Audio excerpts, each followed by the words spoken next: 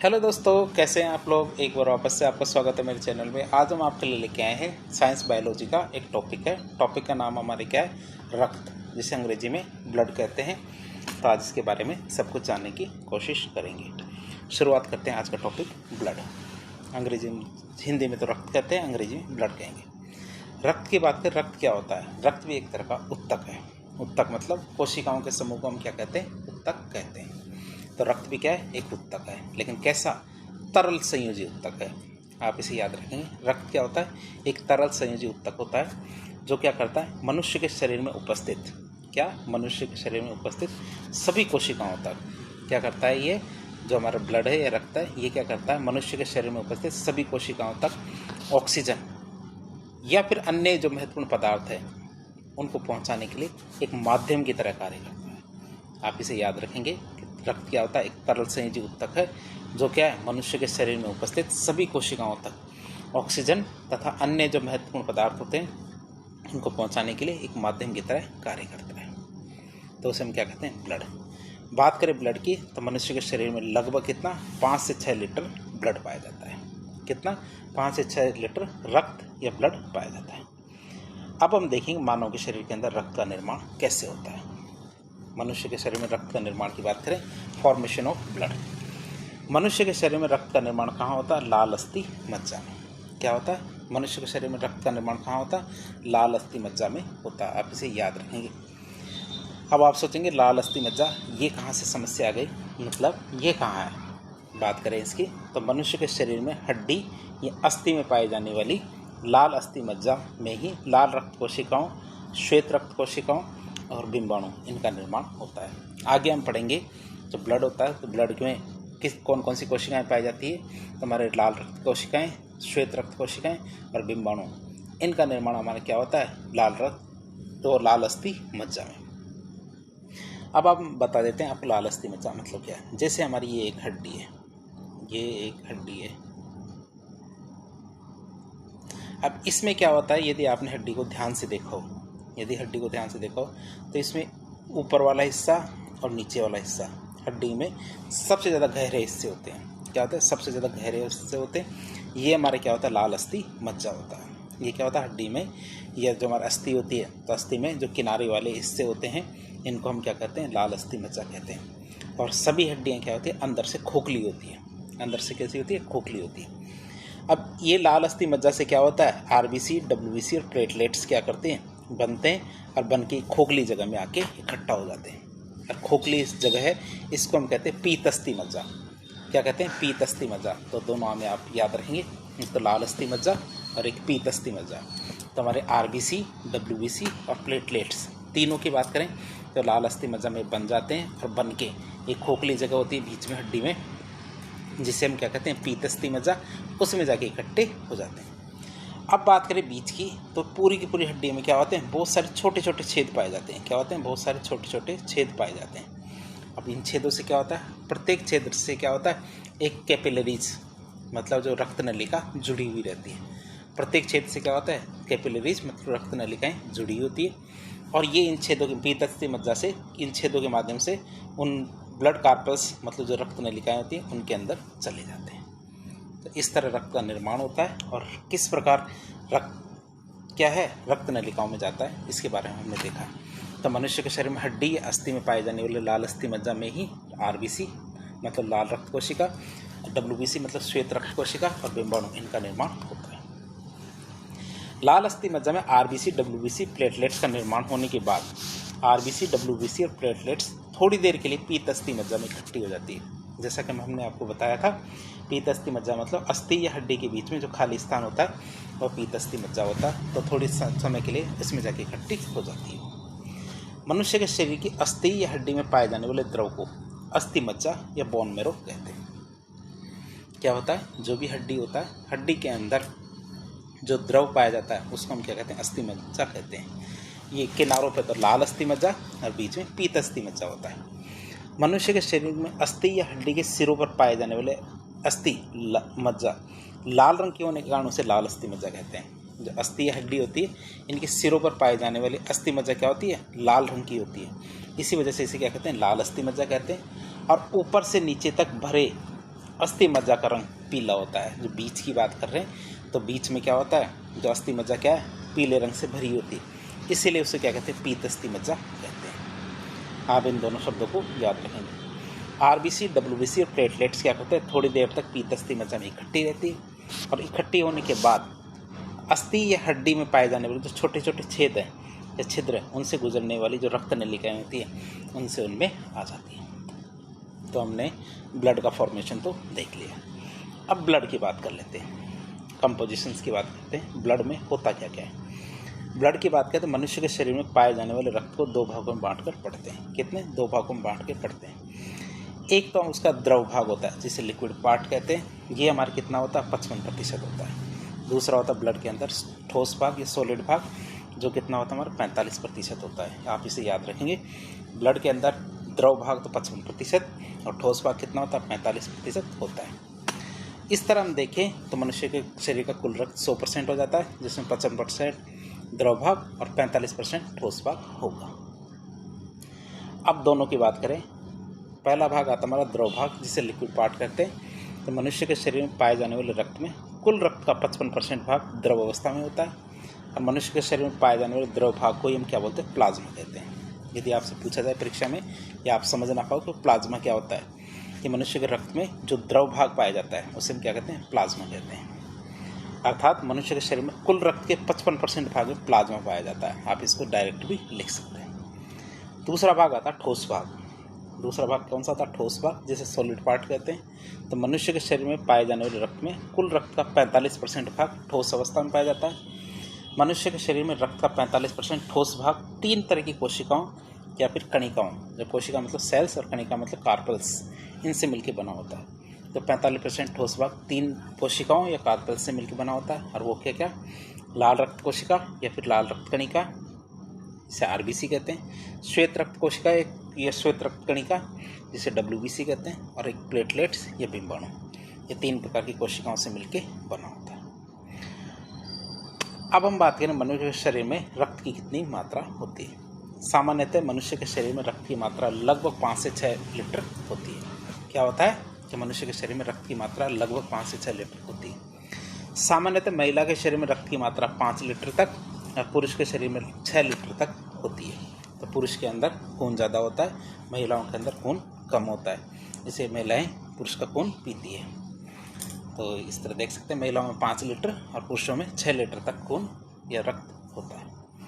अब हम देखेंगे मनुष्य के रक्त में लाल रक्त कोशिका की संख्या। अब संख्याओं की बात करेंगे, डब्ल्यूबीसी, आरबीसी, प्लेटलेट्स, इनकी संख्या कितनी कितनी होती है मनुष्य के रक्त में। तो एक स्वस्थ महिला या पुरुष की बात करें तो स्वस्थ महिला तथा पुरुष में लाल रक्त कोशिका की संख्या अलग अलग होती है। आप इसे याद रखेंगे कि पुरुष में तो अलग होती है, महिलाओं में अलग होती है। अब वही बात आती है कि आरबीसी क्या काम करती है, इससे डिपेंड करता है कि उनकी संख्या कितनी होगी। प्रकृति में पुरुष के द्वारा ज़्यादा काम किया जाता है, इसलिए उसमें आरबीसी की संख्या ज़्यादा होती है और महिलाएं पुरुष के मुकाबले कम काम करती है। मेहनत का काम की बात कर रहे हैं तो ताकत का या मेहनत का काम कम करती है, इसलिए उनमें आरबीसी की संख्या कम होती है। और कम कितनी होती है देख लेते हैं। स्वस्थ महिला की बात करें तो स्वस्थ महिला के रक्त में आरबीसी या लाल रक्त कोशिका की संख्या 45 लाख से 55 लाख तक होती है, जबकि स्वस्थ पुरुष में 55 लाख से 65 लाख तक होती है। आप इसे याद रखेंगे, आरबीसी की संख्या महिला के अंदर तो 45 से 55 लाख और स्वस्थ पुरुष के अंदर 55 से 65 लाख तक होती है। तो वही डब्ल्यूबीसी की बात करें तो डब्ल्यूबीसी में महिलाएं पुरुषों को बराबर से टक्कर देती है। क्या होती है, बराबर से टक्कर देती है। कि स्वस्थ मनुष्य के शरीर में श्वेत रक्त कणिकाओं की संख्या 4000 से लेकर 11000 तक हो सकती है। और डब्ल्यूबीसी इस श्वेत रक्त कोशिका की संख्या 4000 से लेकर कितनी 11000 तक हो सकती है। और महिला और पुरुष दोनों में डब्ल्यूबीसी या श्वेत रक्त कोशिका की संख्या क्या होती है, समान होती है। ये अलग अलग नहीं होती है। जबकि आरबीसी तो अलग अलग होती है लेकिन डब्ल्यूबीसी अलग अलग नहीं होती है। अब हम देखेंगे क्या मनुष्य के रक्त में बिंबाणुओं की संख्या, जिन्हें हम प्लेटलेट्स कहते हैं। तो स्वस्थ मनुष्य के रक्त में प्लेटलेट्स, वो कहते हैं ना हमारी तो प्लेटें गिर गई, तो प्लेटें का मतलब होता क्या है, उसे हम प्लेटलेट्स कहते हैं या फिर बिंबाणु कहेंगे। तो इनकी संख्या एक स्वस्थ मनुष्य में 1.5 लाख से 4.5 लाख तक, मतलब 1.5 लाख से 4.5 लाख तक होती है। और महिला और पुरुष दोनों में प्लेटलेट्स या बिंबाणु की संख्या समान होती है। क्या होता है, महिला और पुरुष दोनों में क्या होता है, प्लेटलेट से डिम्बाणुओं की संख्या समान होती है। अब हमने 3 कोशिकाएं देखी, आरबीसी, डब्ल्यूबीसी और प्लेटलेट्स। तो इनके बारे में एक एक करके हम पढ़ना शुरू करते हैं। सबसे पहले आता है आरबीसी, मतलब लाल रक्त कोशिका, वाइट और रेड ब्लड सेल्स या रेड ब्लड कार्पल्स।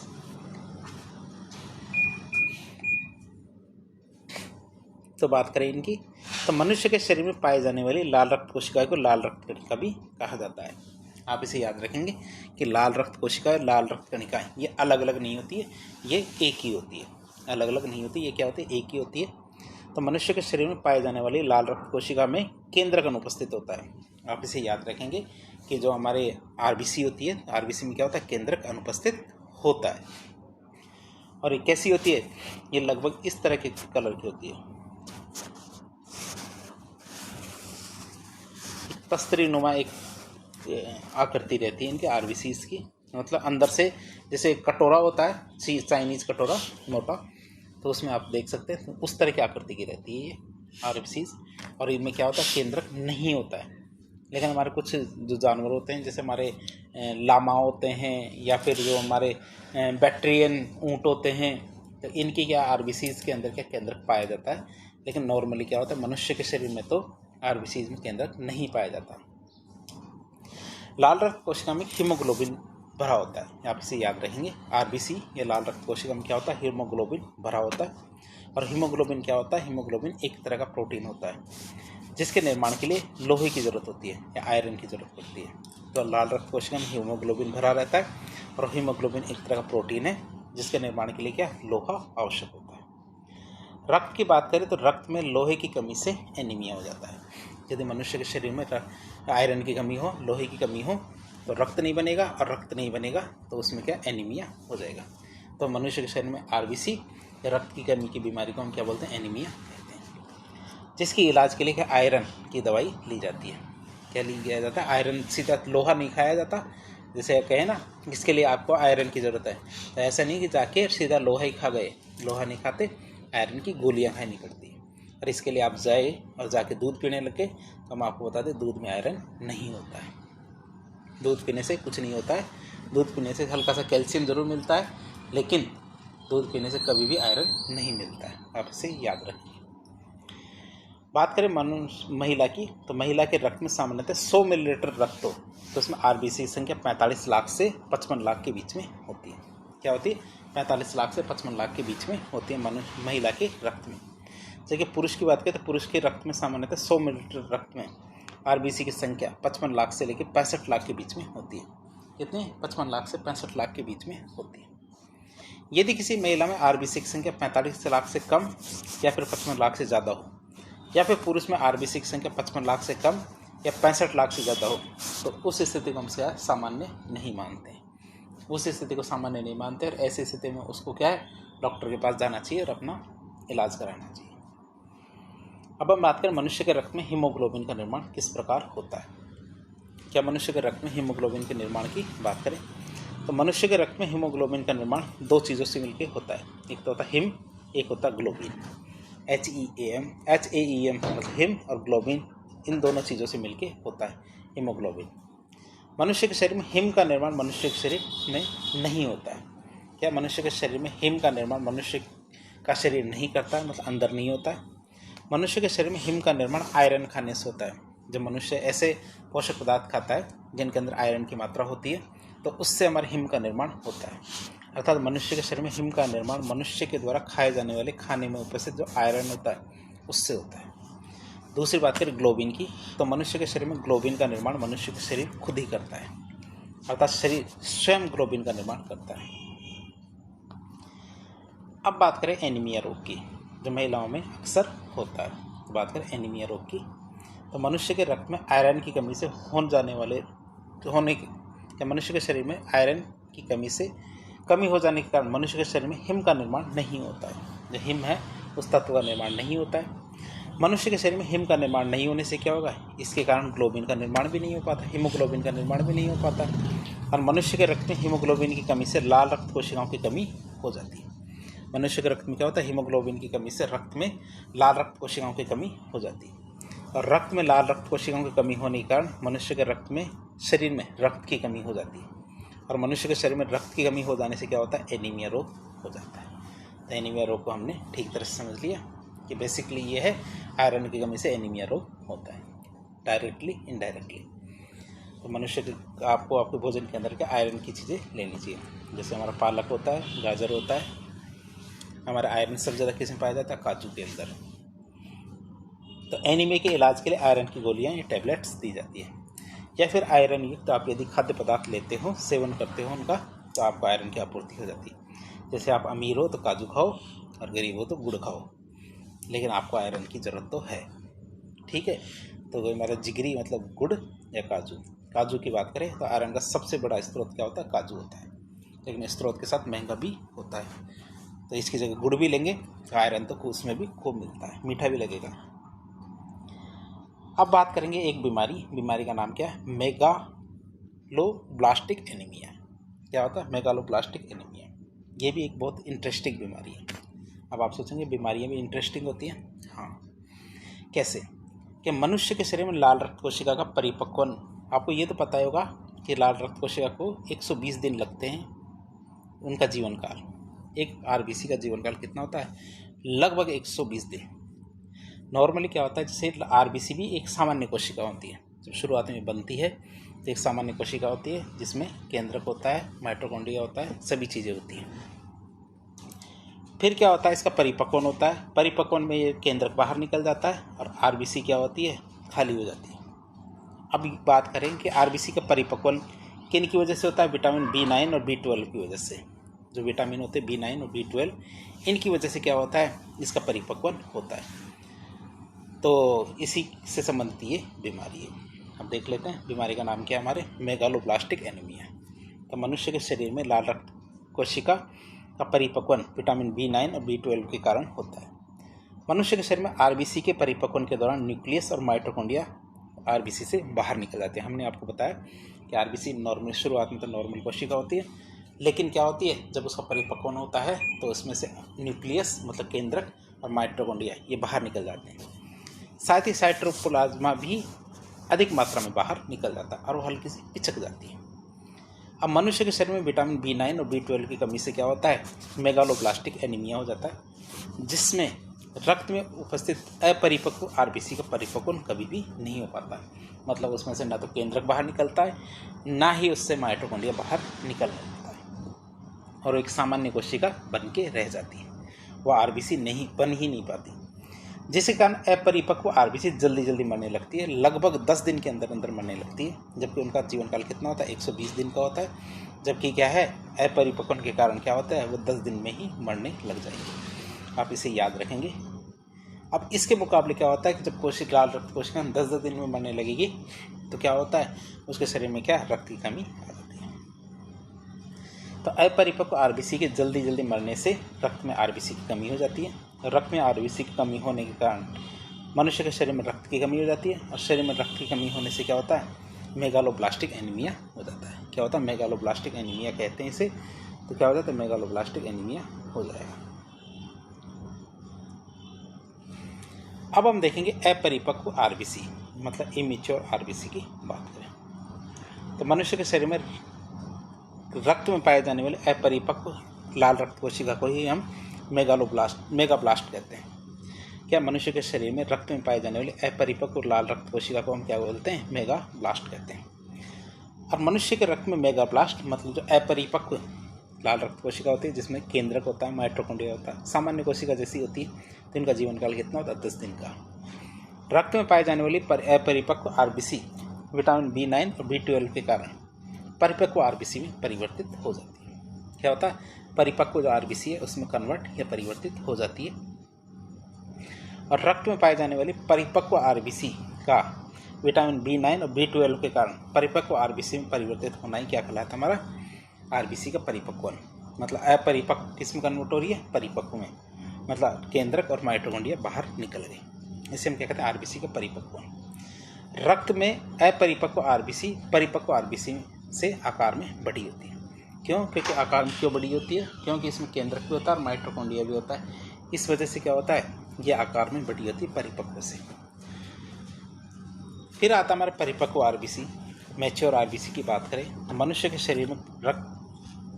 शरीर में रक्त में पाए जाने वाली परिपक्व आरबीसी या मैच्योर आरबीसी को हम क्या बोलते हैं, एरिथ्रोसाइट्स कहते हैं। ध्यान रखना, अपरिपक्व आरबीसी को तो हम क्या कहते हैं, मेगाब्लास्ट कहते हैं। तो वैसे परिपक्व आरबीसी को हम क्या बोलते हैं, एरिथ्रोसाइट्स कहते हैं। और मनुष्य के रक्त में एरिथ्रोसाइट का जीवन काल कितना होता है, 120 दिन का। मतलब परिपक्व आरबीसी का जीवन काल कितना होता है, 120 दिन का। रक्त में परिपक्व आरबीसी अपरिपक्व आरबीसी से आकार में छोटी होती है। परिपक्व आरबीसी क्या होता है, अपरिपक्व आरबीसी से आकार में छोटी होती है। जब आरबीसी मर जाती है तो मरेंगे कहाँ जाएंगे, कब्रिस्तान। तो आरबीसी का कब्रिस्तान क्या होता है उसकी बात करें तो मनुष्य के शरीर में जब रक्त में आरबीसी का जब जीवन काल 120 दिन का होता है, वो जब जीवन काल खत्म हो जाता है तब क्या होता है, तो आरबीसी के 120 दिन के जीवन काल के पूरा होने पर प्लीहा में आरबीसी को नष्ट कर दिया जाता है। मनुष्य के शरीर में एक प्लीहा नामक अंग है, स्प्लीन कहते हैं या तिल्ली भी कहते हैं, इसलिए प्लीहा को आरबीसी का कब्रिस्तान कहते हैं। तो वहाँ जाकर आरबीसी को नष्ट कर दिया जाता है। तो इसीलिए क्या कहते हैं, आरबीसी को कब्रिस्तान कहते हैं कि आरबीसी मरने के बाद कहाँ जाएगी, प्लीहा में। तो अब प्लीहा के बारे में देख लेते हैं। प्लीहा जिसे तिल्ली भी कहते हैं, वो कहते हैं ना कि इसकी तो तिल्ली बढ़ गई है, सीने के अंदर होती है हमारी तिल्ली। प्लीहा में आरबीसी के नष्ट होने के बाद प्लीहा में क्या है, बिलीरुबिन वर्णक का निर्माण होता है। कि जब आरबीसी नष्ट हो जाती है, आरबीसी नष्ट होने के बाद क्या है, वो प्लीहा में जाती है। प्लीहा क्या करता है, उस आरबीसी का, मरी हुई आरबीसी की मदद से वो क्या करता है, बिलीरुबिन वर्णक का निर्माण करता है। आप इसे याद रखेंगे, किसका निर्माण करता है, बिलीरुबिन वर्णक का निर्माण करता है। प्लीहा में निर्मित जो बिलीरुबिन वर्णक है ये किस रंग का होता है, पीले रंग का होता है। क्या होता है, पीले रंग का होता है। प्लीहा को तिल्ली कहा जाता है।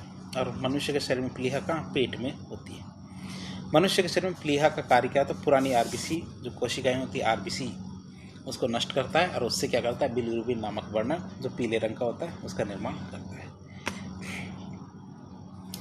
अब प्लीहा क्या करता है, प्लीहा में जो निर्मित बिलीरुबिन वर्णक है ये रक्त नलिका के माध्यम से किडनी में जाता है।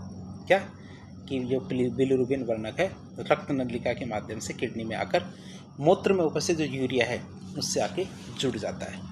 जो मूत्र में हमारे यूरिया होता है, यूरिया से हमारे बिलीरुबिन वर्णक आके जुड़ जाएगा और एक क्या बना लेगा, यूरोक्रोम वर्णक बना लेगा। क्या होता है, यूरोक्रोम वर्णक बना लेगा। और इसी यूरोक्रोम वर्णक के कारण मनुष्य के मूत्र का रंग कैसा होता है, हल्का पीला होता है।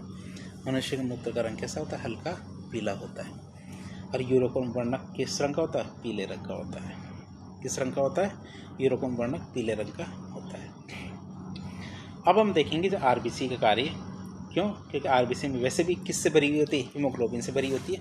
तो आरबीसी का कार्य देख लो या फिर हीमोग्लोबिन का कार्य, सेम बात है, तो दोनों के कार्य देख लेते हैं। आरबीसी का कार्य कह सकते हैं या फिर हीमोग्लोबिन का कार्य। तो आरबीसी में उपस्थित हीमोग्लोबिन ही मनुष्य के शरीर में ऑक्सीजन और कार्बन डाइऑक्साइड इनका परिवहन या फिर ट्रांसपोर्ट करता है। आरबीसी में जो हीमोग्लोबिन होता है यही क्या करता है, मनुष्य के शरीर में ऑक्सीजन का मतलब O2 का और कार्बन डाइऑक्साइड मतलब CO2 का परिवहन का काम करता है, ये याद रखेंगे। जब ऑक्सीजन हीमोग्लोबिन से जुड़ती है तो उसे ऑक्सी हीमोग्लोबिन कहते हैं। आप इसे याद रखेंगे, जब ऑक्सीजन हीमोग्लोबिन से जुड़ती है तो उसे ऑक्सी हीमोग्लोबिन कहते हैं। और ऑक्सी हीमोग्लोबिन लाल रंग की होती है। क्या होती है, लाल रंग की होती है। ऑक्सी हीमोग्लोबिन लाल रंग की होने के कारण मनुष्य का रक्त भी लाल रंग का होता है। तो वैसे ही हमारे कार्बन डाइऑक्साइड जब ऑक्सीजन से जुड़ती है तो इसे कार्बोक्सी हीमोग्लोबिन कहते हैं। और जैसे ये लाल रंग का है तो वैसे कार्बोक्सी हीमोग्लोबिन क्या होती है, नीले रंग का होता है। इसलिए हमारी जो शिराएँ होती है वो हमें नॉर्मली नीले रंग की दिखाई देती है। तो लाल रंग और नीला रंग होने के यही कारण है।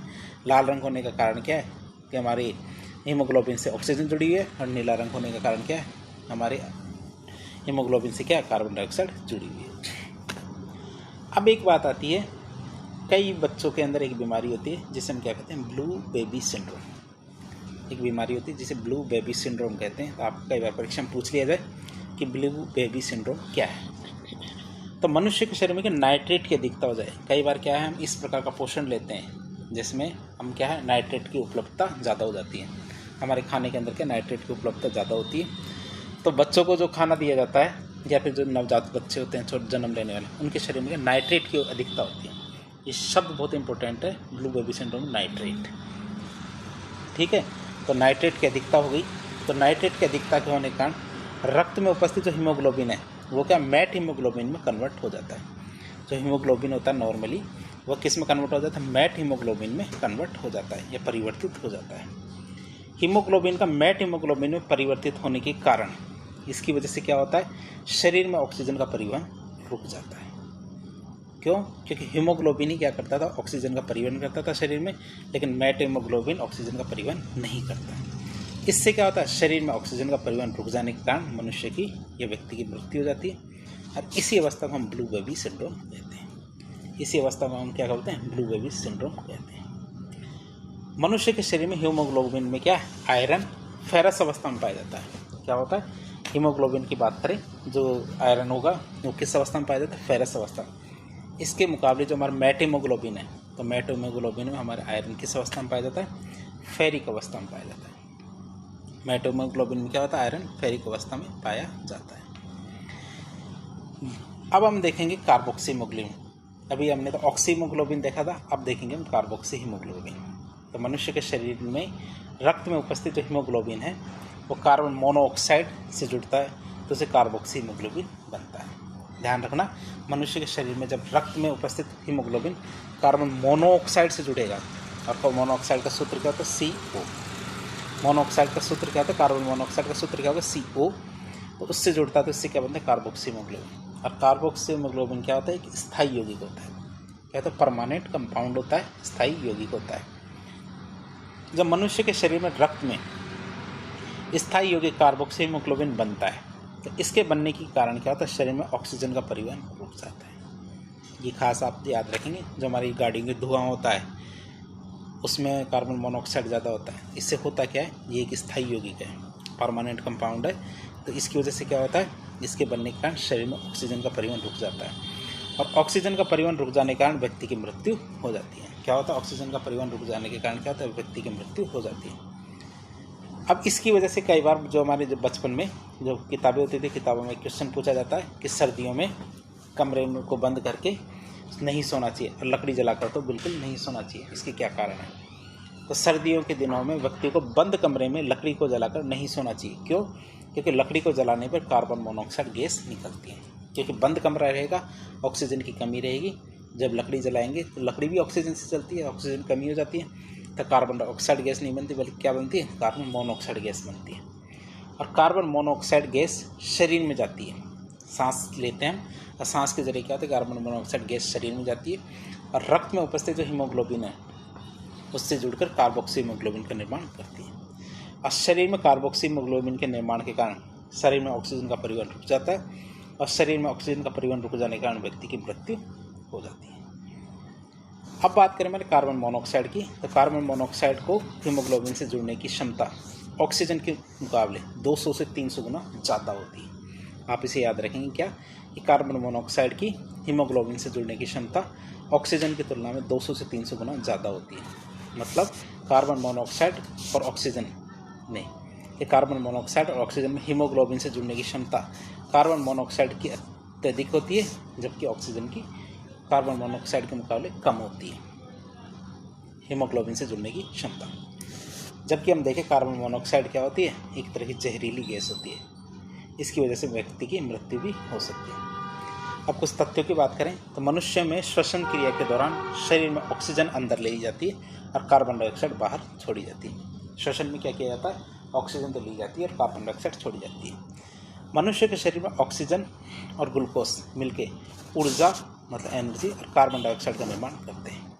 और कार्बन डाइऑक्साइड मनुष्य के शरीर में बाहर निकाली जाती है और ऊर्जा मनुष्य के शरीर के द्वारा कार्य करते समय काम में ले ली जाती है। ये कुछ तथ्य हैं। तो हमने RBC के बारे में देख लिया। अब WBC मतलब श्वेत रक्त कोशिका, श्वेत रक्त कणिका के बारे में देखेंगे। WBC के बारे में देखें तो श्वेत रक्त कोशिका को श्वेत रक्त कणिका कहा जाता है, मतलब वाइट ब्लड कार्पल्स या वाइट ब्लड सेल्स भी कहा जा सकता है।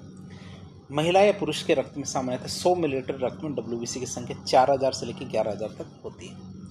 भाई महिला पुरुष की बात करें, भाई महिला पुरुष की में सामान्यतः 100 मिलीलीटर यदि ब्लड लिया जाए तो इसमें WBC की संख्या 4000 से लेकर 11000 तक होती है। यदि किसी महिला या पुरुष में WBC की संख्या 4000 से कम हो या 11000 से ज़्यादा है तो वह स्थिति सामान्य नहीं होती, बल्कि वह एक्सेप्शनल केस हो जाता है। बात करें महिला और पुरुष दोनों के रक्त में WBC की संख्या समान होती है। महिला और पुरुष की बात करें तो दोनों में क्या होते हैं, WBC की संख्या समान होती है। अब हम देखेंगे WBC की क्या कार्य है। Functions of WBC। जब मनुष्य के शरीर में कोई रोगजनक या एंटीजन प्रवेश करता है, क्या होता है, जब मनुष्य के शरीर में कोई रोगजनक या एंटीजन प्रवेश करता है तो WBC उस रोगजनक को मार देता है। इसलिए WBC शरीर की प्रतिरक्षा बनाती है। इसीलिए क्या कहते हैं, WBC शरीर की प्रतिरक्षा या फिर इम्यूनिटी बनाती है। इसलिए WBC को रक्त का पुलिसमैन भी कहते हैं। इसी वजह से WBC क्या बोलते हैं, रक्त का पुलिसमैन भी कहा जाता है। WBC रोगजनक को फेगोसाइटोसिस प्रक्रिया के द्वारा मार देता है। WBC क्या करता है, रोगजनक को फेगोसाइटोसिस एक प्रक्रिया है उसके जरिए मार देता है। इसलिए WBC को फेगोसाइट भी कहते हैं। क्यों? क्योंकि जो हमारे रोगाणु होते हैं, रोगजनक होते हैं, उनको मारने की प्रक्रिया को क्या बोलते हैं, फेगोसाइटोसिस। इसीलिए WBC को क्या बोलते हैं, फेगोसाइट कहा जाता है। फेगोसाइट या WBC को भक्षकाणु भी कहा जाता है। आप इसे याद रखेंगे, फेगोसाइट या WBC को क्या बोलते हैं, भक्षकाणु भी कहा जाता है।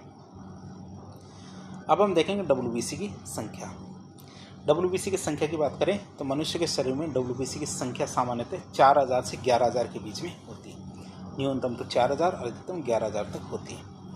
मनुष्य के शरीर में सामान्यतः अधिकांश बीमारियों में WBC की संख्या बढ़ जाती है। क्यों? क्योंकि जो हमारे रोगाणु होते हैं, रोगजनक होते हैं, उनको समाप्त करने में WBC काम आती है।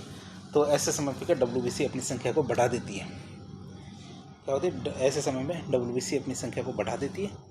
मनुष्य के शरीर में सामान्यतः अधिकांश बीमारियों में WBC की संख्या अधिकतम कितनी हो जाती है, 20,000 तक हो जाती है। कितनी? 20,000 तक हो जाती है WBC की संख्या।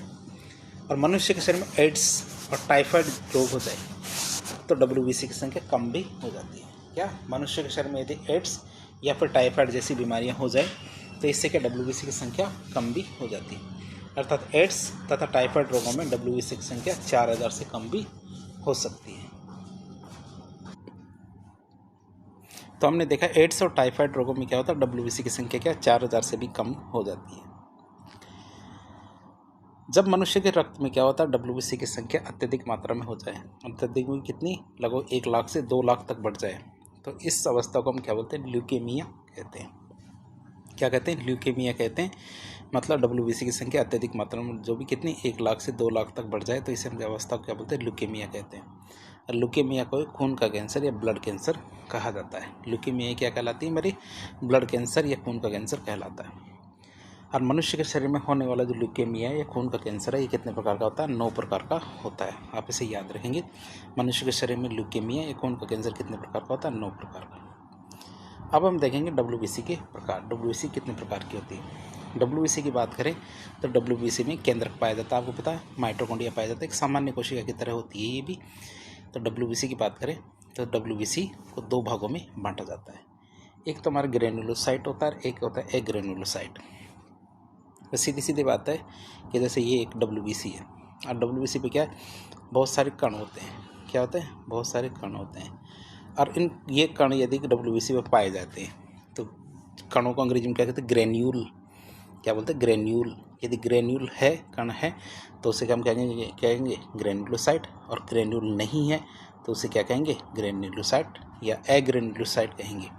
मतलब एक कणिकीय WBC है। तो सीधी सीधी बात है, ये तो वैसे भी समझ जाएंगे आप कि मतलब WBC कोशिका के ऊपर यदि कण है तो ग्रेनुलोसाइट। क्यों? क्योंकि कणों को अंग्रेजी में कहते हैं ग्रेन्यूल्स। तो WBC की बात की हमने। WBC मतलब श्वेत रक्त कोशिका, तो इसको 2 भागों में बांटा, ग्रेनुलोसाइट और एग्रेनुलोसाइट। मतलब दूसरे होते हमारे एग्रेनुलोसाइट जिसमें कण नहीं पाए जाते। अब इनके भी यदि बाइफर्केशन करें, इनका और भी विभाजन करें तो हमारे ग्रेनुलोसाइट है, ये 3 प्रकार के थे, एसिडोफिल्स, बेसोफिल और न्यूट्रोफिल्स। मतलब जिनमें ग्रेन्यूल्स पाए जाते हैं वो WBC कोशिकाएं क्या है, 3 प्रकृति की होती है। अब प्रकृति के आधार पर देखें, एसिडोफिल्स में एक शब्द आता है एसिड, मतलब ये अम्लीय प्रकृति की होती है। बेसोफिल में क्या होता है, बेस मतलब क्षार, मतलब ये क्षारीय प्रकृति की होती है। तीसरी होता है न्यूट्रोफिल्स, तो ये कैसी होती है, हमारी उदासीन होती है। ना तो ये हमारे अम्लीय प्रकृति की होती है, ना ही क्षारीय प्रकृति की होती है, ये हमारे न्यूट्रोफिल्स कहलाती है। तो हमारे उसी प्रकार एग्रेनुलोसाइट है जिनमें कणिकीय पदार्थ नहीं पाए जाते, उनकी बात करते हैं। ये भी 2 प्रकार की होती है। कौन कौन सी? एक तो हमारे मोनोसाइट होती है और एक होती है हमारी क्या, लिम्फोसाइट। क्या होते हैं, एक तो हमारे मोनोसाइट होती है और एक होती है हमारी लिम्फोसाइट। तो WBC 5 प्रकार की कोशिकाओं में बटी होती है, एसिडोफिल्स, बेसोफिल्स, न्यूट्रोफिल्स, मोनोसाइट्स और लिम्फोसाइट्स। तो आप इनको याद रखेंगे। पहला भाग आता है इसमें कौन सा, ग्रेनुलोसाइट WBC। ग्रेनुलोसाइट WBC की बात करें तो ये भी एक तरह की WBC और मतलब श्वेत रक्त कणिका होती है। ग्रेनुलोसाइट WBC के साइटोप्लाज्म में कण होते हैं, ये ध्यान रखना, इसीलिए इनको ग्रेन्यूल्स या कण होते हैं, इसी वजह से इनको क्या बोलते हैं, ग्रेनुलोसाइट कहते हैं। ग्रेनुलोसाइट में 3 प्रकार की होती है, एसिडोफिल्स, बेसोफिल्स और न्यूट्रोफिल्स। तो आप इसे याद रखेंगे, तीनों प्रकार की। तीसरे प्रकार कौन सा है, न्यूट्रोफिल्स। दूसरा होता है हमारा एग्रेनुलोसाइट। एग्रेनुलोसाइट भी एक श्वेत रक्त कोशिका होती है। एग्रेनुलोसाइट WBC के साइटोप्लाज्म में कण नहीं होते हैं। एग्रेनुलोसाइट WBC को 2 भागों में विभाजित किया गया है, जैसे हमारे एक तो होता है मोनोसाइट, एक होता हमारे लिम्फोसाइट। तो इस तरह देखा, मनुष्य के शरीर में 5 प्रकार की WBC होती है, एक एसिडोफिल्स, एक बेसोफिल्स और न्यूट्रोफिल्स। न्यूट्रोफिल्स की बात करें तो मनुष्य के रक्त में पाए जाने वाले 5 प्रकार के WBC में सबसे अधिक संख्या न्यूट्रोफिल्स WBC की होती है। यदि क्वांटिटी की बात करें, गिनती की बात करें संख्या में, तो न्यूट्रोफिल्स WBC सबसे ज़्यादा होती है, अर्थात रक्त में सर्वाधिक मात्रा में न्यूट्रोफिल्स WBC पाई जाती है। मनुष्य के रक्त में पाए जाने वाले न्यूट्रोफिल WBC को फेगोसाइट या भक्षकाणु या फिर रक्त का माइक्रोपुलिसमेन कहा जाता है। आप इसे याद रखेंगे, न्यूट्रोफिल्स को WBC का फेगोसाइट या फिर भक्षकाणु या फिर रक्त का माइक्रोपुलिसमेन कहा जाता है। दूसरा होता है, अगला चौथी कोशिका आती है मेरे मोनोसाइट WBC। क्या मोनोसाइट WBC की बात करें तो मनुष्य के रक्त में पाए जाने वाले 5 प्रकार की कोशिकाओं में WBC की में सबसे बड़ी, मतलब आकार की बात करें साइज में, तो साइज में सबसे बड़ी WBC कौन सी होती है, मोनोसाइट WBC। नाम तो मोनोसाइट है लेकिन है कैसी, बड़ी। तो मनुष्य के रक्त में पाए जाने वाले मोनोसाइट WBC को फेगोसाइट या भक्षकाणु या फिर रक्त का मैक्रोपुलिसमेन कहा जाता है। तो न्यूट्रोफिल्स को तो हम माइक्रोपुलिसमेन कहते हैं, तो हमारे मोनोसाइट को हम क्या बोलते हैं, मैक्रोपुलिसमेन। 5वीं होती है हमारी को लिम्फोसाइट WBC। कौन सी, लिम्फोसाइट WBC की बात करें तो जब मनुष्य के शरीर में एंटीजन प्रवेश करता है, मतलब बाहरी कारक या बाहरी तत्व जो प्रवेश करता है, तो लिम्फोसाइट WBC एंटीबॉडी का निर्माण करती है। तो लिम्फोसाइट क्या करती है, WBC एंटीबॉडी का निर्माण करती है। तो हमने RBC WBC देख लिया। तीसरा आता है हमारा कौन सा, बिम्बाणु या प्लेटलेट्स। प्लेटलेट्स की बात करें तो प्लेटलेट्स को भी बिम्बाणु कहा जाता है। बिम्बाणुओं की संख्या की बात करें तो स्वस्थ मनुष्य के शरीर में 100 मिलीलीटर में बिम्बाणुओं की संख्या लगभग 1.5 लाख से 4.5 लाख तक होती है, मतलब 1.5 लाख से 4.5 लाख तक होती है। महिला और पुरुष दोनों की बात करें तो दोनों में बिम्बाणुओं की संख्या लगभग समान होती है। दोनों में, पुरुष और महिला दोनों में क्या, बिम्बाणुओं की संख्या समान होती है। एक बात करते हैं थ्रोम्बोसिस। थ्रोम्बोसिस किसे कहते हैं, परीक्षा में पूछ लिया जाए तो मनुष्य के शरीर में रक्त के थक्के बनने की प्रक्रिया को क्या कहते हैं, थ्रोम्बोसिस कहते हैं। कि मनुष्य के शरीर में रक्त के थक्के के निर्माण की क्रिया को क्या बोलते हैं, थ्रोम्बोसिस कहा जाता है। फिर एक आता है थ्रोम्बोसाइट। थ्रोम्बोसाइट की बात करें तो मनुष्य के शरीर में रक्त के थक्के के निर्माण की प्रक्रिया को बिम्बाणु भी काम, क्या, मनुष्य के शरीर में रक्त के थक्के के निर्माण की प्रक्रिया में बिम्बाणु भी काम में आते हैं, इसलिए बिम्बाणु को थ्रोम्बोसाइट कहा जाता है। चिम्बाणु नहीं है, बिम्बाणु है। बिम्बाणु को थ्रोम्बोसाइट कहा जाता है। क्यों, क्योंकि ये हमारे बिम्बाणु इसके अंदर काम आते हैं, प्लेटलेट्स भी इसके अंदर काम आते हैं, इसलिए इनको थ्रोम्बोसाइट कहा जाता है। अब बात करते हैं मनुष्य का रक्त का थक्का, ये ब्लड क्लॉट की बात करें तो ये क्या है। तो मनुष्य के शरीर में रक्त के थक्के के निर्माण में 2 प्रकार की प्रक्रिया शामिल की जाती है। क्या होती है कि रक्त के थक्के के निर्माण में 2 प्रकार की प्रक्रिया काम आती है। पहली आती है रक्त स्कंदन। ये स्कंचन नहीं है, स्कंदन है, ये द है, ये है ना। तो ब्लड को कोएगुलेशन। दूसरा होता है प्लेटलेट प्लग। तो 2 है इसके अंदर, एक तो रक्त स्कंदन और एक आता है प्लेटलेट प्लग। तो रक्त स्कंदन और प्लेटलेट प्लग के कारण रक्त का थक्का बनता है। क्या होता है, रक्त स्कंदन और प्लेटलेट प्लग है, इनकी वजह से क्या होता है, रक्त का थक्का बनता है। पहला आता है हमारा रक्त स्कंदन, ये ब्लड कोएगुलेशन। तो मनुष्य के शरीर की बात करें तो मनुष्य के शरीर में रक्त स्कंदन की प्रक्रिया में क्या होता है, चोट लगने वाली जगह पर फाइब्रिन प्रोटीन जमा हो जाता है। क्या होता है, जहाँ चोट लगती है तो चोट लगने वाली जगह पे क्या होता है, फाइब्रिन प्रोटीन आकर जमा हो जाता है। और फाइब्रिन प्रोटीन क्या होता है, एगुलेशियल प्रोटीन होता है, वह घुलता नहीं है। तो वहाँ जहाँ चोट लगती है, जहाँ से ब्लड बाहर निकलता है, वहाँ पे फाइब्रिन प्रोटीन आके जमा हो जाता है। फिर बात करें रक्त स्कंदन कारक, मतलब किन की वजह से हमारे जो रक्त का थक्का जमता है उसकी बात करें तो चोट लगने वाली जगह पर फाइब्रिन प्रोटीन का जमा होना या फिर रक्त स्कंदन की प्रक्रिया में जो कारक काम आते हैं तो उन कारकों को हम क्या बोलते हैं, रक्त स्कंदन कारक कहते हैं। तो चोट लगने वाली जगह पर फाइब्रिन प्रोटीन का जमा होना या फिर रक्त स्कंदन की प्रक्रिया में जो कारक काम आते हैं उन कारकों को हम क्या बोलते हैं, रक्त स्कंदन कारक कहते हैं। और रक्त स्कंदन कारकों की संख्या कितनी होती है, 13 तो रक्त स्कंदन कारक हैं। कौन कौन से कारक है? पहला कारक आता है हमारा फाइब्रिनोजन प्रोटीन, दूसरा होता है प्रोथ्रोम्बिन प्रोटीन, तीसरा होता है थ्रोम्बोप्लास्टिन, चौथा हमारा कैल्शियम आयन, पाँचवा हमारा प्रो एक्सिलेरिन, ये हमारा अस्थिर कारक है। फिर होता है एक्सिलेरिन, प्रो एक्सिलेरिन है, एक्सिलेरिन भी होगा। फिर प्रो कन्वर्टिन, ये हमारे स्थिर कारक है।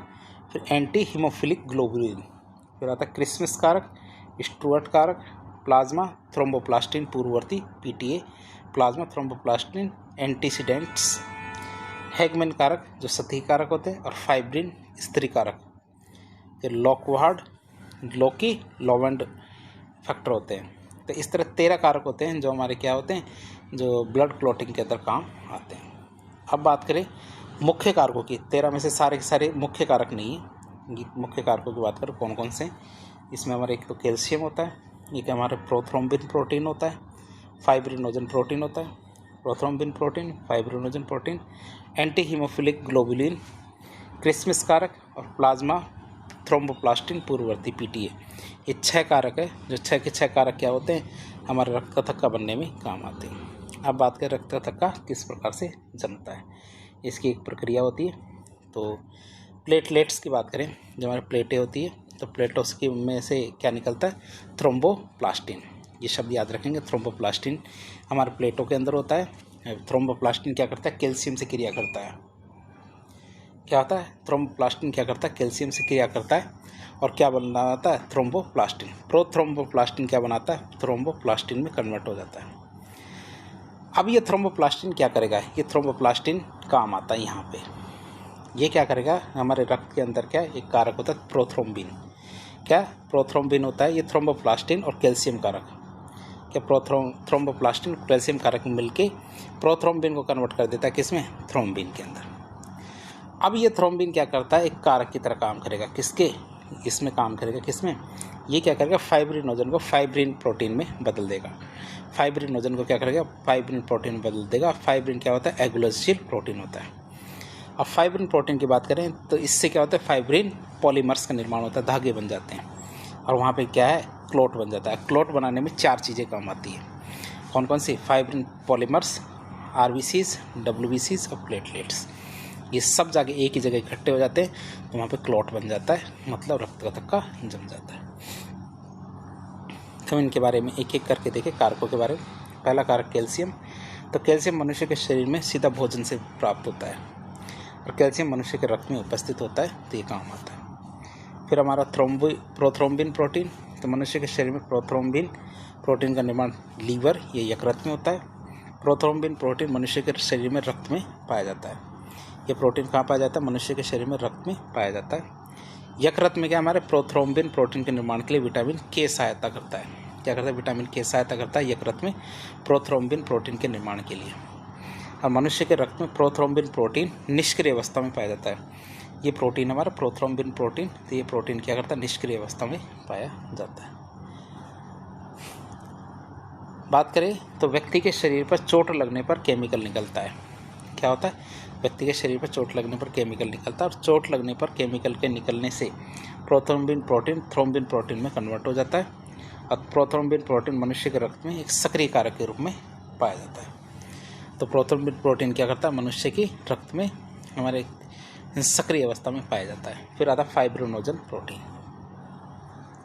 या तो फाइब्रिनोजन प्रोटीन की बात करें तो मनुष्य के शरीर में फाइब्रिनोजन प्रोटीन का निर्माण यकृत या लीवर में होता है। फाइब्रिनोजन प्रोटीन घुलनशील प्रोटीन होता है। क्या होता है, फाइब्रिनोजन प्रोटीन क्या होता है, घुलनशील प्रोटीन होता है। फाइब्रिनोजन प्रोटीन मनुष्य के रक्त में पाया जाता है और ये क्या है, हमारा रेशेदार प्रोटीन होता है। क्या होता है, एक रेशेदार प्रोटीन होता है। चौथा कारक आता है हमारे एंटी हीमोफिलिक ग्लोबुलिन, AHG, मतलब एंटी हीमोफिलिक ग्लोबुलिन की बात करें तो एंटी हीमोफिलिक ग्लोबुलिन का कारक क्या, हीमोफीलिया में अनुपस्थित होता है। जो हमारे आनुवंशिक रोग होते हैं, आनुवंशिक रोगों में एक रोग आता है हीमोफीलिया। जिसमें क्या होता है कि एक व्यक्ति का या रोगी का यदि एक बार रक्त बहना शुरू होता है तो वह कभी भी रुकता नहीं है और इसी वजह से व्यक्ति की मृत्यु भी हो सकती है। तो ऐसा रोग होता है हीमोफीलिया। तो हीमोफीलिया के जो रोगी होते हैं उनमें क्या होता है, एंटी हीमोफिलिक ग्लोबुलिन, इस कारक की कमी पाई जाती है। फिर हमारा आता है क्रिसमस कारक। क्रिसमस कारक की बात करें तो क्रिसमस कारक को प्लाज्मा थ्रोम्बोप्लास्टिन घटक भी कहते हैं। क्या बोलते हैं कि प्लाज्मा थ्रोम्बोप्लास्टिन कंपोनेंट या पीटीसी भी कहा जाता है। प्लाज्मा थ्रोम्बोप्लास्टिन पूर्ववर्ती या पीटीए की बात करें तो प्लाज्मा थ्रोम्बोप्लास्टिन पूर्ववर्ती की कमी की वजह से हीमोफीलिया सी हो सकता है। तो ये दो कारक हैं, एक तो पीटीए मतलब प्लाज्मा थ्रोम्बोप्लास्टिन एंटीसीडेंट, तो इसकी कमी से हीमोफीलिया सी होता है। तो हमारा नॉर्मली हीमोफीलिया AHG मतलब एंटी हीमोफिलिक ग्लोबुलिन की कमी से होता है। तो हमने प्रक्रिया तो एक बार वापस दिखाते हैं आपको। सिंपल सी प्रक्रिया थी कि प्लेटलेट्स में हमारा प्रोथ्रोम्बोप्लास्टिन होता है, ये कैल्शियम से अभिक्रिया करता है, कैल्शियम से अभिक्रिया करके थ्रोम्बोप्लास्टिन में बदल जाता है। प्रोथ्रोम्बिन जो थ्रोम्बोप्लास्टिन बना था उसके साथ क्रिया करके कैल्शियम की उपस्थिति में थ्रोम्बिन बनाता है। अब फाइब्रिनोजन क्या करता है, बनने वाले थ्रोम्बिन की सहायता से फाइब्रिन में कन्वर्ट होता है। फाइब्रिन से फाइब्रिन हमारे पॉलीमर्स बनते हैं और फिर क्लॉट बनाने के लिए 4 चीज़ें चाहिए। और 4 चीज़ें कौन कौन सी है, एक तो हमारा क्या फाइब्रिन पॉलीमर्स है, दूसरा प्लेटलेट्स है, तीसरा हमारा WBC और चौथा क्या आता है हमारा RBCs।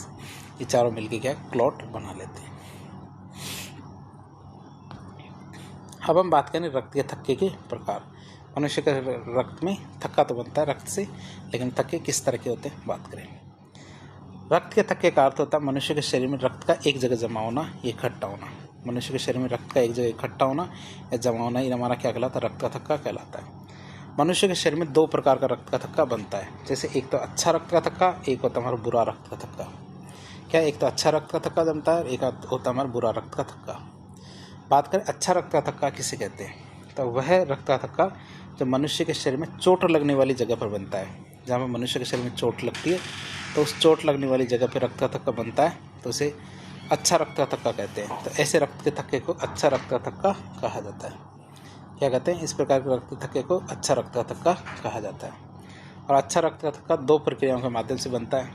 एक तो हमारा रक्त स्कंदन या ब्लड कोएगुलेशन और दूसरा आता है प्लेटलेट प्लग। दूसरा होता है हमारे क्या बुरा रक्त का थक्का। पहला हमने देखा था अच्छा रक्त का थक्का जो ऐसी जगह जमता है जहाँ पे क्या है शरीर में चोट लगी हो, और ये 2 प्रक्रियाओं के माध्यम से बनता है, रक्त स्कंदन या ब्लड कोएगुलेशन और प्लेटलेट प्लग। दूसरे प्रकार का देखा हमने कौन सा, बुरा रक्त का थक्का, बैड ब्लड क्लॉट। तो वह रक्त का थक्का जो मनुष्य के शरीर में बुरा रक्त का थक्का क्या है 2 प्रक्रियाओं के माध्यम से बनता है। एक तो हमारा रक्त स्कंदन और प्लेटलेट प्लग। तो बुरा रक्त का थक्का उपयुक्त में से किसी एक प्रक्रिया में से बन सकता है। क्या है, दोनों में से रक्त स्कंदन या प्लेटलेट प्लग दोनों में से किसी भी एक प्रक्रिया से बन सकता है। जैसे केवल रक्त स्कंदन से भी बन सकता है और केवल प्लेटलेट प्लग से भी बन सकता है। दोनों प्रक्रिया एक साथ होने पर भी बन सकता है, लेकिन अच्छा रक्त का थक्का तो दोनों प्रक्रियाओं से ही बनेगा। आप इसे याद रखेंगे, अच्छा रक्त का थक्का दोनों प्रक्रियाओं से बनता है मिला के, जबकि हमारा बुरा रक्त थक्का किसी भी एक से बन सकता है या फिर दोनों से भी बन सकता है। अब हम देखेंगे रक्त स्कंदन या ब्लड कोएगुलेशन किसे कहते हैं। तो बुरा रक्त का थक्का बनने में सहायक स्कंदन की प्रक्रिया को रोकने के लिए प्रतिस्कंदनकारी या एंटी कोएगुलेंट दवा दी जाती है। अर्थात मनुष्य के शरीर में बुरा रक्त का थक्का रक्त स्कंदन बनने से रोकने के लिए डॉक्टर के द्वारा प्रतिस्कंदनकारी दवाइयाँ दी जाती है। ऐसी दवाइयाँ दी जाती है जिससे खून पतला हो जाता है, सामान्य भाषा में कहे तो। जबकि ये किस लिए दी जाती है, ताकि रक्त का थक्का ना बने। रक्त स्कंदनकारी दवा खाने से रक्त स्कंदन की प्रक्रिया नहीं होती है। क्या होता है, इससे रक्त स्कंदन की प्रक्रिया नहीं होती है। प्रतिस्कंदनकारी 2 प्रकार के होते हैं, एक तो कृत्रिम प्रतिस्कंदनकारी और एक होते हैं प्राकृतिक प्रतिस्कंदनकारी, मतलब कि प्राकृतिक रूप से मिलता हो और एक प्रयोगशाला में बनाया गया हो, जो रक्त का थक्का नहीं बनने देता। पहला आता है कृत्रिम प्रतिस्कंदनकारी या आर्टिफिशियल एंटीकोगुलेंट। तो कृत्रिम प्रतिस्कंदनकारी का उपयोग केवल तभी किया जाता है जब रक्त को बाहर स्टोर करना हो। अर्थात रक्त बैंक में रक्त को स्टोर करने के लिए जो ब्लड बैंक होते हैं वहाँ पे ब्लड को स्टोर किया जाता है। तो वहाँ पे क्या किया जाता है, रक्त में कृत्रिम प्रतिस्कंदनकारी मिलाया जाता है। रक्त में कृत्रिम प्रतिस्कंदनकारी मिलाने से रक्त जमता नहीं है और खराब नहीं होता है।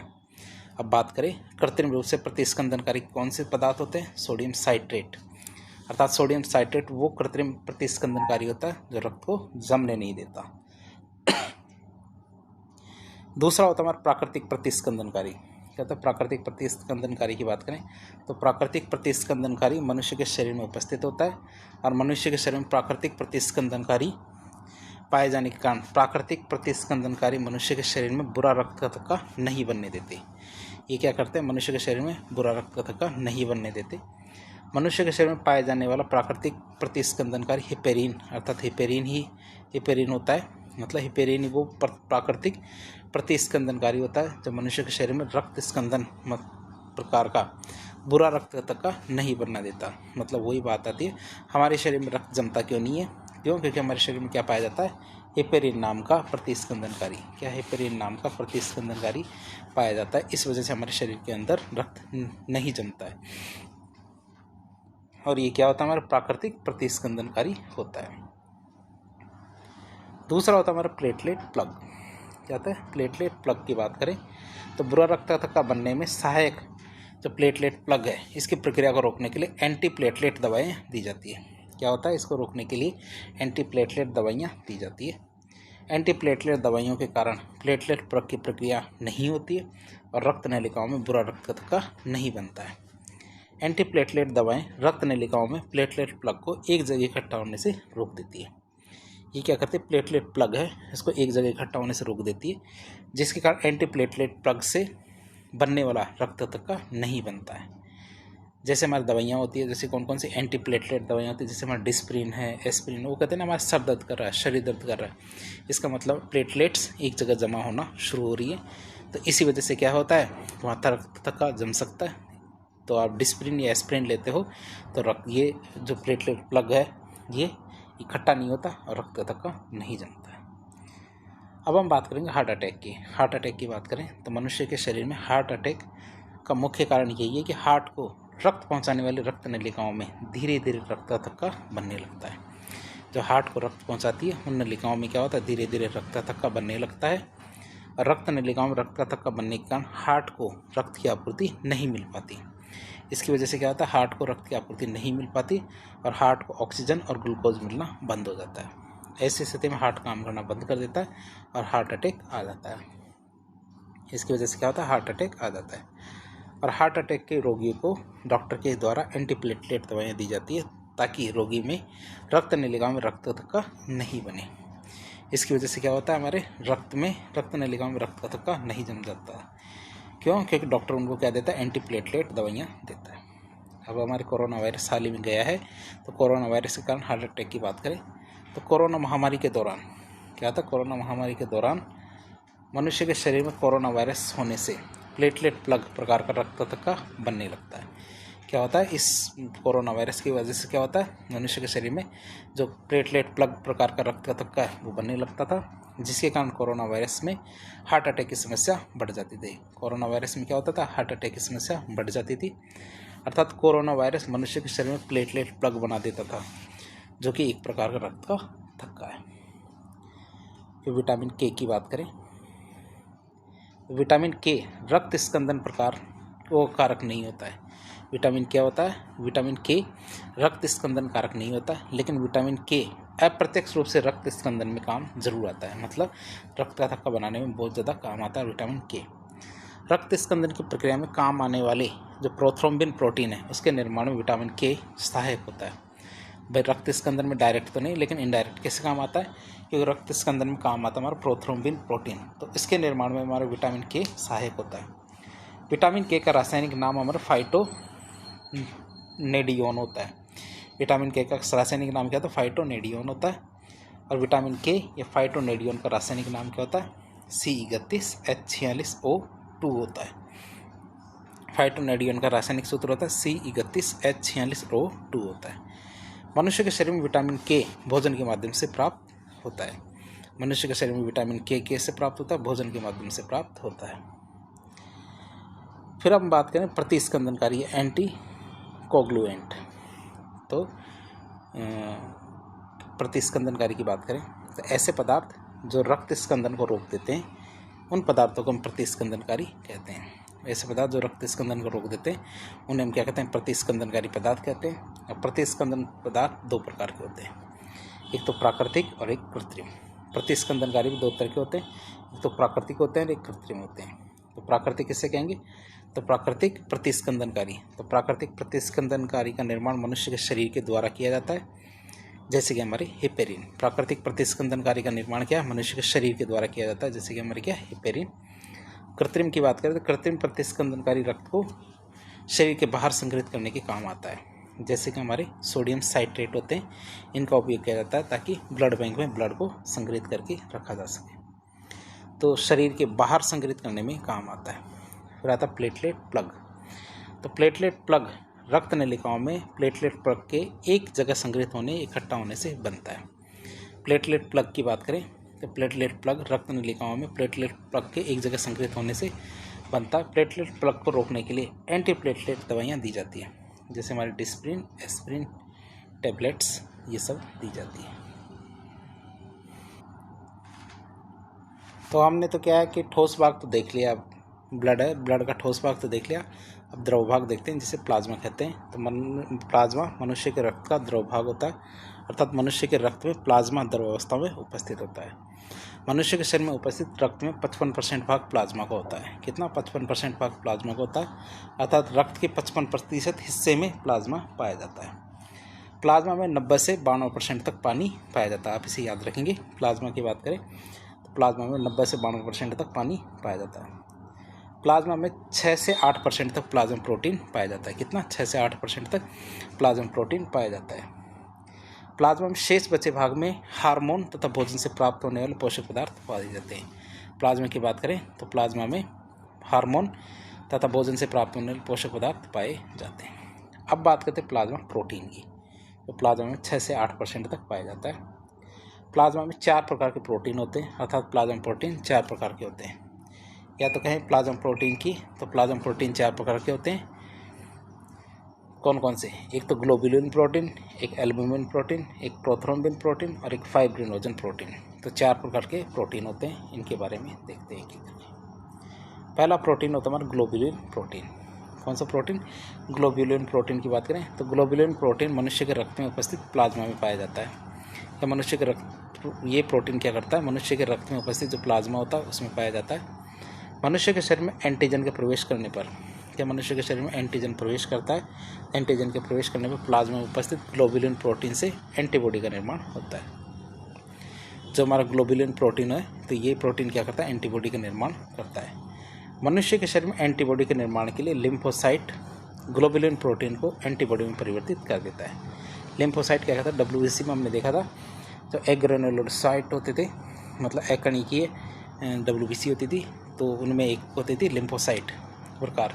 तो ये लिम्फोसाइट क्या करती थी, हमारे ग्लोबुलिन प्रोटीन को एंटीबॉडी में कन्वर्ट कर देती है। क्यों, क्योंकि ग्लोबुलिन प्रोटीन शरीर में एंटीबॉडी का निर्माण करती है तथा एंटीबॉडी शरीर की प्रतिरक्षा तंत्र का निर्माण करती है। इसलिए ग्लोबुलिन प्रोटीन को इम्यूनोग्लोबुलिन प्रोटीन कहा जाता है। ये ग्लोबुलिन प्रोटीन होता है, इसी को क्या कहा जाता है, इम्यूनोग्लोबुलिन प्रोटीन कहा जाता है। और यह इम्यूनोग्लोबुलिन प्रोटीन या IG जिसे कहते हैं, या एंटीबॉडी 5 प्रकार की होती है। एक तो हमारा एंटीबॉडी G या IgG, जिसे इम्यूनोग्लोबुलिन G भी कह सकते हैं। Antibody A, antibody M, antibody E और एक और होता है एंटीबॉडी D।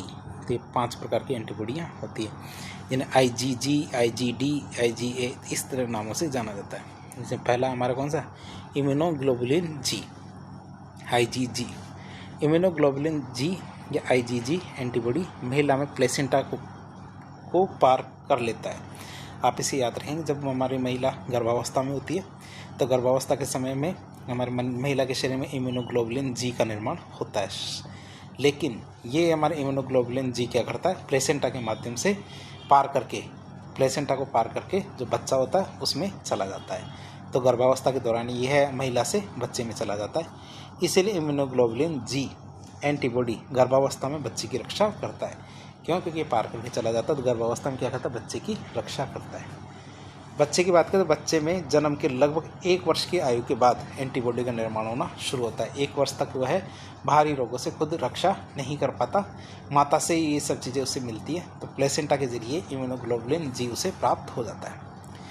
बच्चा जब गर्भाशय में होता है तब तथा जन्म के बाद लगभग 1 वर्ष तक बच्चे को रोगों से बचाने के लिए माँ की एंटीबॉडी ही बच्चे में प्रवेश करती है और रोगों से उसे बचाती है। क्या माँ की एंटीबॉडी क्या करती है? बच्चे में प्रवेश करती है और बच्चे को रोगों से बचाती है। फिर आता है इम्यूनोग्लोबुलिन ए। क्या होता है? इम्यूनोग्लोबुलिन ए की बात करें तो शिशु के जन्म के बाद, जब शिशु जन्म ले लेता है तो शिशु के जन्म के बाद माँ में शुरुआती 2 या 3 दिन तक निकलने वाले दूध में, शुरुआती जो 2 या 3 दिन तक दूध निकलता है तो उस दूध में हमारी इम्यूनोग्लोबुलिन ए एंटीबॉडी पाई जाती है। आप इसे याद रखेंगे। जो हमारी खीस होती है, जो हमारे कोलोस्ट्रम भी कह सकते हैं जिसे, शुरुआती दूध, तो उसमें क्या इम्यूनोग्लोबुलिन ए पाया जाता है, ये एंटीबॉडी पाई जाती है। तो शिशु के जन्म के बाद माँ में शुरुआती 2 से 3 दिन तक निकलने वाला दूध गाढ़े पीले रंग का होता है। शिशु के जन्म के बाद माँ में शुरुआती 2 से 3 दिन तक निकलने वाले दूध को कोलोस्ट्रम कहते हैं। क्या कहते हैं? कोलोस्ट्रम कहते हैं। अर्थात डिलीवरी के बाद महिला के स्तनों में जो पहला दूध निकलता है उसे कोलोस्ट्रम कहते हैं। और कोलोस्ट्रम क्या होता है? गाढ़ा पीले रंग का दूध होता है। क्या होता है? गाढ़ा पीले रंग का दूध होता है। फिर आता है इम्यूनोग्लोबुलिन एम, IgM की बात करें तो बच्चे के जन्म के बाद बच्चे के शरीर में सबसे पहले इम्यूनोग्लोबुलिन एम एंटीबॉडी बनती है। क्या होते हैं? IgM मतलब इम्यूनोग्लोबुलिन एम एंटीबॉडी बनती है। मतलब कि बच्चे के जन्म के लगभग 1 वर्ष के बाद, इम्यूनोग्लोबुलिन एम एंटीबॉडी सबसे पहले बनती है। सबसे पहले एंटीबॉडी कौन सी बनती है? एम। ये बच्चे के शरीर में खुद में बनती है। बच्चे की बात करें, बच्चे में जन्म के लगभग 1 वर्ष तक कोई एंटीबॉडी नहीं बनती है। बच्चे में 1 वर्ष के बाद ही एंटीबॉडी बनना शुरू होती है। इम्यूनोग्लोबुलिन एम एंटीबॉडी मनुष्य के शरीर में आकार में बनने वाली सबसे बड़ी एंटीबॉडी है। यदि देखा जाए कि 5 एंटीबॉडी है जो मनुष्य के शरीर में होती है, तो आकार में सबसे बड़ी एंटीबॉडी कौन सी है? तो हम बताएंगे IgM। फिर आती है हमारी कौन सी? इम्यूनोग्लोबुलिन ई, IgE की बात करें तो यह भी एक एंटीबॉडी है। और IgD की बात करें तो यह भी एक प्रकार की एंटीबॉडी है। अब हम बात करेंगे एल्बुमिन प्रोटीन की। किसकी बात करें? एल्बुमिन प्रोटीन की बात करें तो एल्बुमिन प्रोटीन मनुष्य के रक्त में उपस्थित प्लाज्मा में पाया जाता है। जब मनुष्य का रक्त है तो मनुष्य के रक्त में जो प्लाज्मा होते हैं तो उसमें पाया जाता है। मनुष्य के रक्त में उपस्थित प्लाज्मा में सर्वाधिक मात्रा में एल्बुमिन प्रोटीन पाया जाता है। और ये प्रोटीन के रक्त को गाढ़ा मतलब सांद्रता या फिर शांता देने में काम आता है, मतलब गाढ़ा बनाने में काम आता है। फिर आता है तीसरे तरह का प्रोटीन, प्रोथ्रोम्बिन प्रोटीन। तो थ्रोम्बिन प्रोटीन मनुष्य के रक्त में उपस्थित प्लाज्मा में पाया जाता है। इस मनुष्य के शरीर में प्रोथ्रोम्बिन प्रोटीन का निर्माण यकृत या लीवर में होता है। प्रोथ्रोम्बिन प्रोटीन मनुष्य के शरीर में रक्त में पाया जाता है। यकृत में प्रोथ्रोम्बिन प्रोटीन है तो इसके निर्माण में विटामिन के बहुत ज़्यादा ज़रूरी है। हमने देखा था विटामिन के डायरेक्ट तो नहीं लेकिन इनडायरेक्ट हमारे रक्त तक का बनाने में काम आता है, और वो भी कैसे? प्रोथ्रोम्बिन प्रोटीन के निर्माण में। मनुष्य के रक्त में प्रोथ्रोम्बिन प्रोटीन निष्क्रिय अवस्था में पाया जाता है। मनुष्य के रक्त में प्रोथ्रोम्बिन प्रोटीन क्या होता है? निष्क्रिय अवस्था में पाया जाता है। व्यक्ति को शरीर पर चोट लगने पर केमिकल निकलता है, और चोट लगने पर केमिकल निकलने से प्रोथ्रोम्बिन प्रोटीन थ्रोम्बिन प्रोटीन में कन्वर्ट या परिवर्तित हो जाते हैं। श्रोम्बिन नहीं है, थ्रोम्बिन है, थ्रोम्बिन प्रोटीन में कन्वर्ट या परिवर्तित हो जाता है। प्रोथ्रोम्बिन प्रोटीन मनुष्य के रक्त में सक्रिय अवस्था में पाया जाता है। क्या प्रोथ्रोम्बिन प्रोटीन क्या होता है? मनुष्य के रक्त में सक्रिय अवस्था में पाया जाता है। फिर आता फाइब्रिनोजन प्रोटीन। क्या है? फाइब्रिनोजन प्रोटीन की बात करें तो फाइब्रिनोजन प्रोटीन मनुष्य के रक्त में उपस्थित प्लाज्मा में पाया जाता है। मनुष्य के शरीर में फाइब्रिनोजन प्रोटीन का निर्माण कहाँ होता है? यकृत में होता है। फाइब्रिनोजन प्रोटीन घुलनशील प्रोटीन होता है। ये कैसा प्रोटीन है? घुलनशील प्रोटीन है। और फाइब्रिनोजन प्रोटीन मनुष्य के रक्त में पाया जाता है। क्या होता है? मनुष्य के रक्त में पाया जाता है। फाइब्रिनोजन प्रोटीन कैसा? रेशेदार प्रोटीन होता है। तो इस तरह एक लेक्चर के जरिए हमने मनुष्य के रक्त के बारे में देखा। हम 3 लेक्चर बनाएंगे।